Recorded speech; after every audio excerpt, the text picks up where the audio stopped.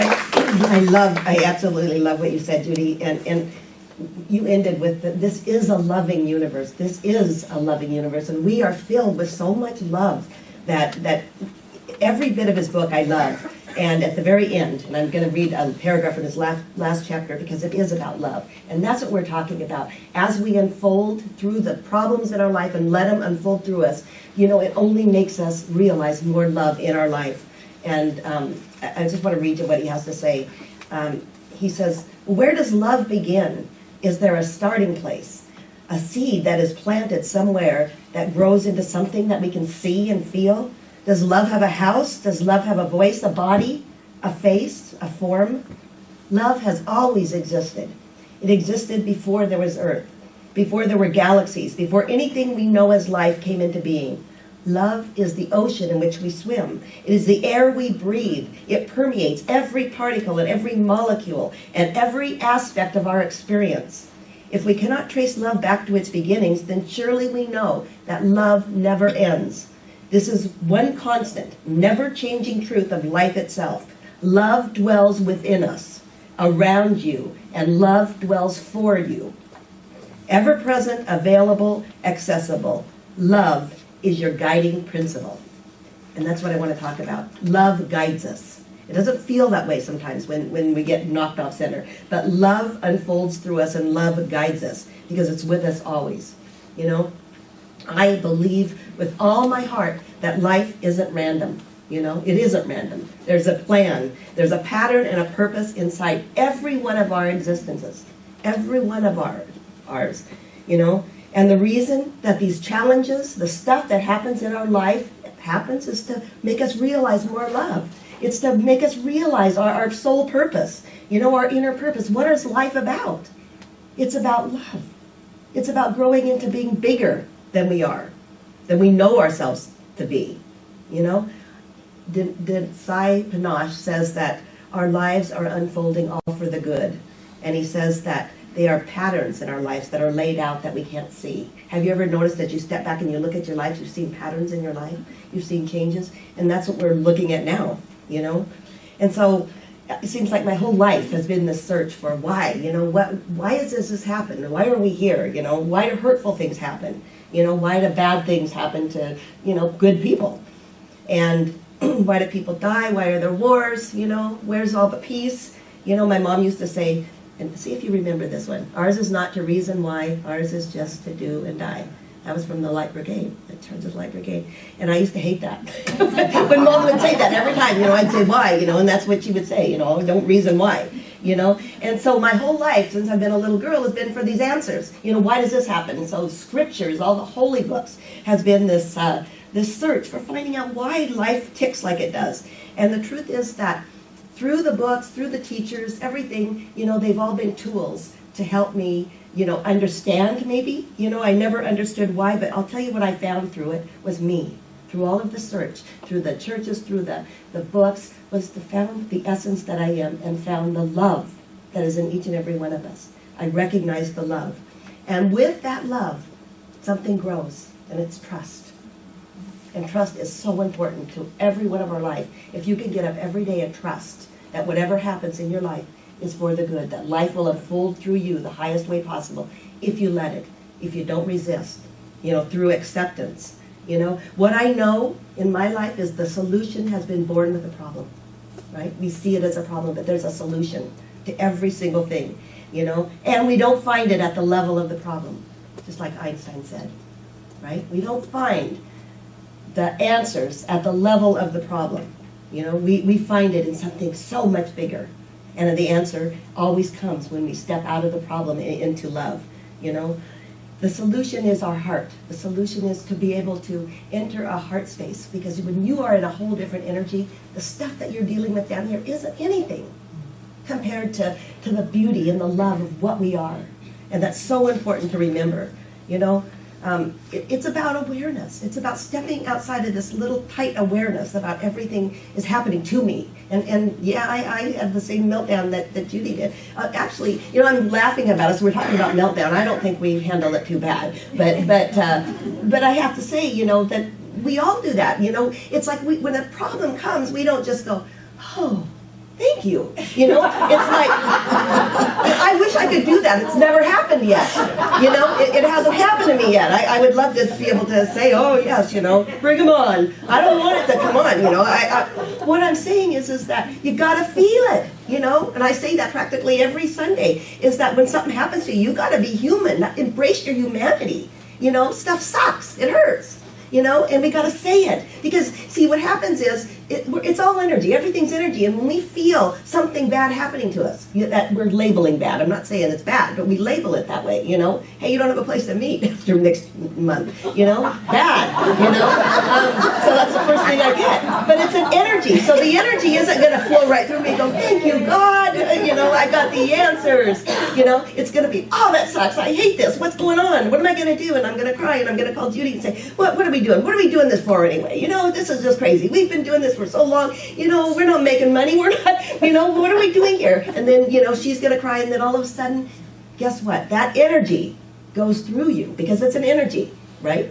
That's what I'm trying to say, is that you have to get it out, because emotion is energy in motion, and that motion has to go through you. You know, I mean, that's what humanity is. That's what our human is.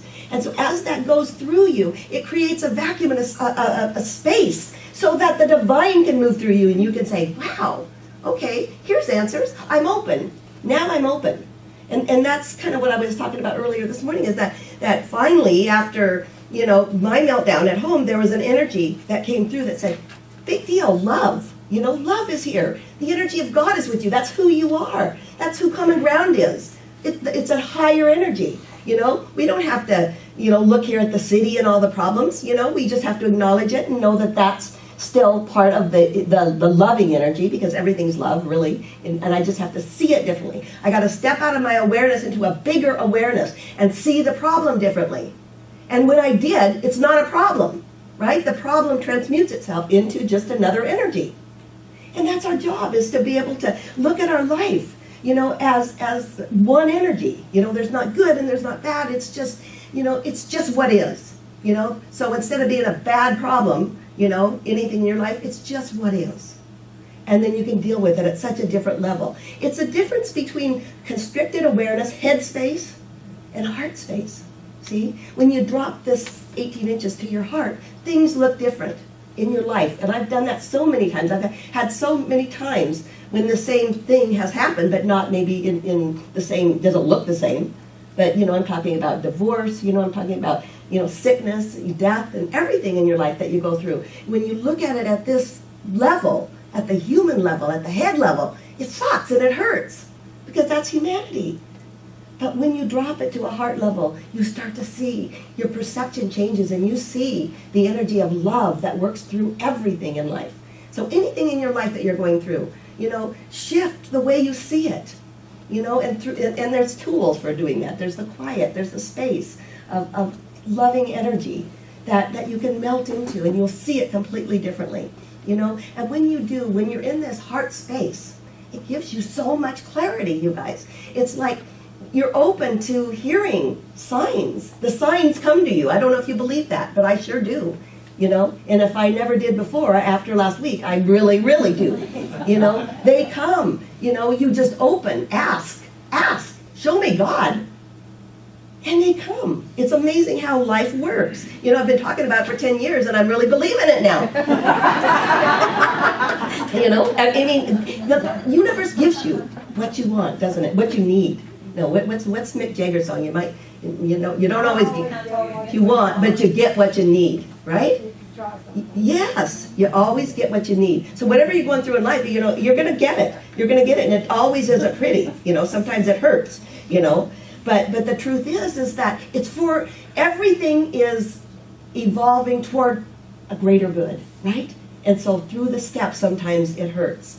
So, I get so excited I forgot where I was. Okay, so I love this, because I don't know who said it, but it was, be bold and mighty forces will come to your aid. See, mighty forces will come to your aid. That's God, you know, that's love. Love will come to your aid. Be bold. Holy boldness has always been one of my lessons in life.